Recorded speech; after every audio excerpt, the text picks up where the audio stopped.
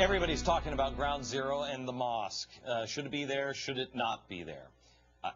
I believe as a nation we're pretty clear. You can build any house of worship wherever you want to build, but shouldn't we be asking a more important question?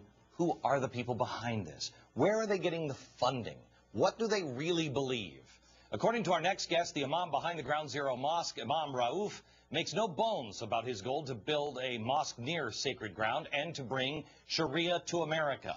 Further explained, Frank Gaffney, president of the Center for Security Policy and assistant secretary of the Reagan Defense Department. Okay, I guess we start with Sharia. Explain quickly what Sharia is for anybody who doesn't know. Sharia is a political program that the authorities of Islam have long believed, a millennium or so, must be imposed over the entire world, to be ruled by a theocracy, a caliph, and to impose Sharia as the rules. To give you a sense of how it operates, look at Saudi Arabia, look at Iran. They are governed by Sharia, and guys like Faisal Abdul Rauf, who want to bring Sharia to America, have in mind having us be governed as they are. I'm going to get hammered, Frank, for probably even having you on. But I know I will get hammered for the statement that I made that he wants to bring Sharia because he's being marketed as a moderate. Give me the evidence that he is not who he claims to be.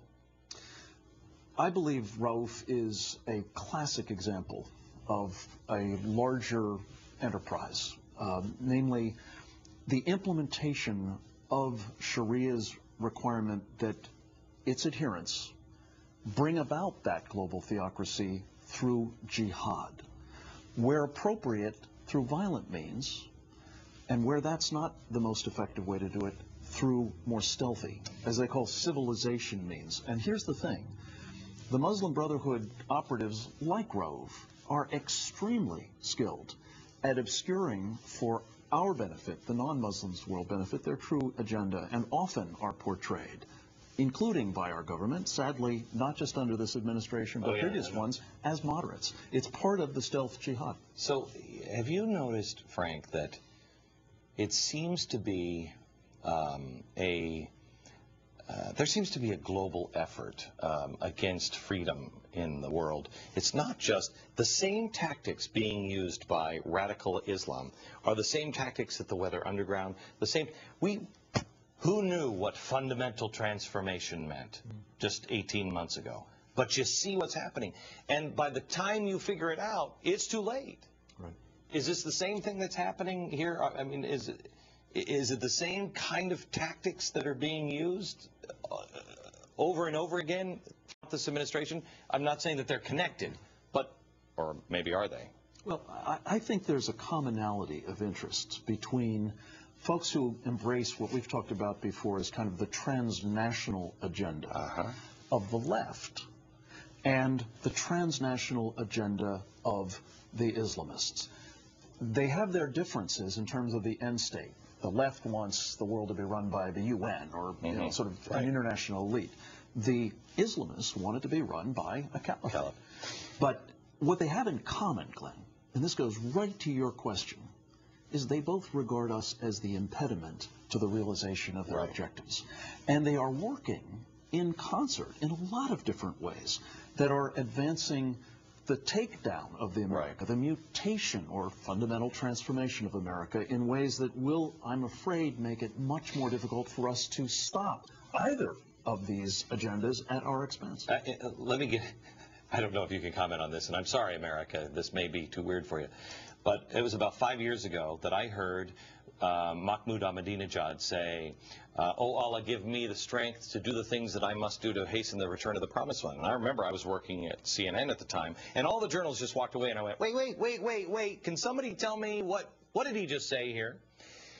I went back and I looked, and if you look at the 12th Imam, and then you look at Bible prophecy, it's the same story in reverse. I mean, it is a global takeover. The 12th Imam comes back, global takeover, rules from Babylon, and beheads and kills anybody who won't bow to Islam.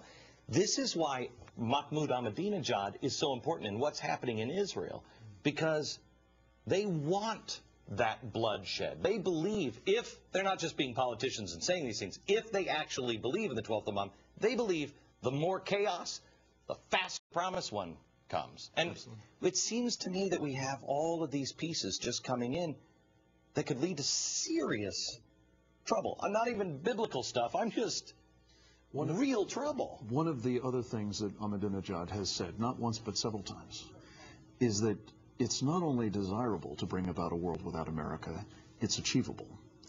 And when you combine that with some of the things we see him or his regime doing, because he's in a way the front man, but the clerics behind him really do believe in this stuff, I think you're absolutely right. They're setting in motion apocalyptic ambitions that, if realized, I don't think are going to bring about the Mahdi, but they could bring about the destruction of Israel, the destruction even of America. They do. I mean, some do believe that it was the Mahdi. Whether you do or not, it's going to be a nightmare. Absolutely. Do you believe the president and his administration know who this guy is at ground zero, that they take it seriously, that they are not, that these are honest mistakes that they're making right now?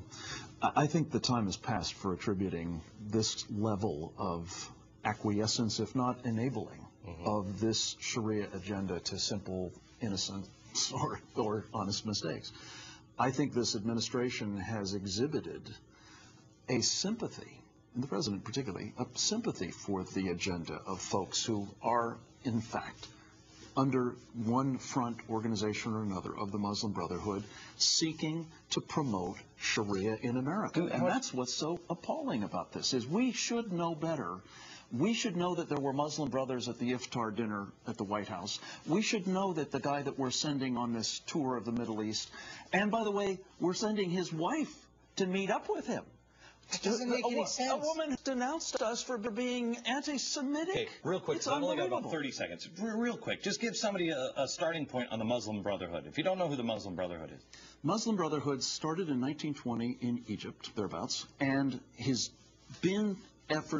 main effort is to restore the caliphate through stealthy means in the West.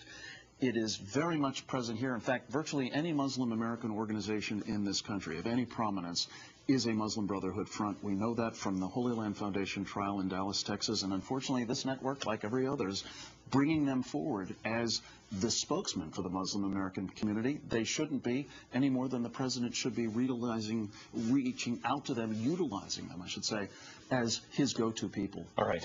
Thank you, sir. Appreciate it. Too little time, but thanks for having me. Back in a minute.